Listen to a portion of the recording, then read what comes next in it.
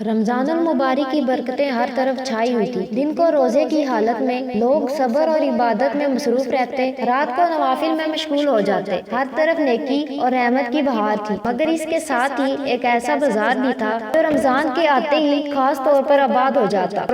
یہ بازار عام دنوں میں بھی موجود ہوتا تھا، مگر رمضان میں اس کی رونق کچھ اور ہی بڑھ جاتی تھی۔ یہاں ہر چیز سستے داموں ملتی، موبائل فون، گھڑیاں، کپڑے، جوتے، حتیٰ کہ گھریلو سامان تک، مگر زیادہ تر چیزیں ایسی ہوتی تھی جو کہیں نہ کہیں سے چوری ہو کر آتی تھی۔ چور بازار کی رونق۔ شہر کے ایک پرانے علاقے میں سجی اس مارکیٹ میں ہر طرح کے لوگ خریداری کرنے آتے تھے۔ کچھ لوگ جان بوجھ کر آتے کیونکہ انہیں معلوم ہوتا تھا کہ یہاں اصلی چیزیں بھی سستے داموں مل جاتی ہیں، اور کچھ لوگ لا علمی میں دھوکہ کھا کر خریداری کر لیتے۔ راشد ایک غریب محنت کش تھا جو کئی دنوں سے اپنے بیٹے کے لیے ایک اچھا موبائل خریدنے کا سوچ رہا تھا، مگر مہنگائی کے سبب خرید نہیں پا رہا تھا۔ ایک دن اس کے ایک دوست نے اسے مشورہ دیا، بھائی چور بازار چلو، وہاں اصل چیزیں بھی ملتی ہیں اور دام بھی کم ہوتے ہیں۔ راشد نے کچھ ہچکچاہٹ کے بعد فیصلہ کیا راشد کا چور بازار جانا۔ جمعے کی رات جب چور بازار اپنی پوری آب و تاب پر تھا، راشد وہاں پہنچا۔ ہر طرف رنگ برنگی دکانیں، آوازیں لگاتے بیچنے والے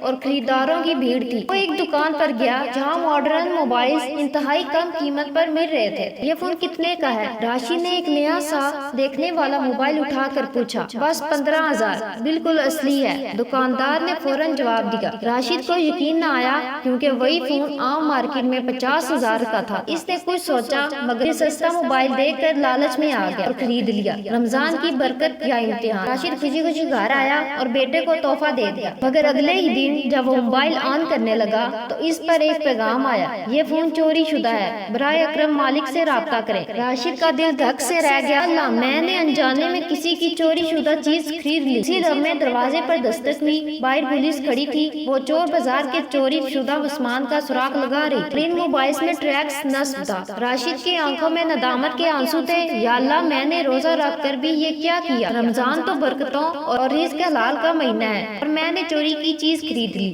راشد کو احساس ہوا کہ چور بازار سے خریدنا بھی چوری میں مدد دینا ہے۔ اس دن کے بعد اس نے کبھی بھی غیر قانونی اور مشکوک جگہ سے خریداری نہ کرنے کا عزم کیا۔ رمضان صرف عبادت کا مہینہ نہیں بلکہ یہ ہمیں رزق حلال اور دیانتداری کا بھی درس دیتا ہے۔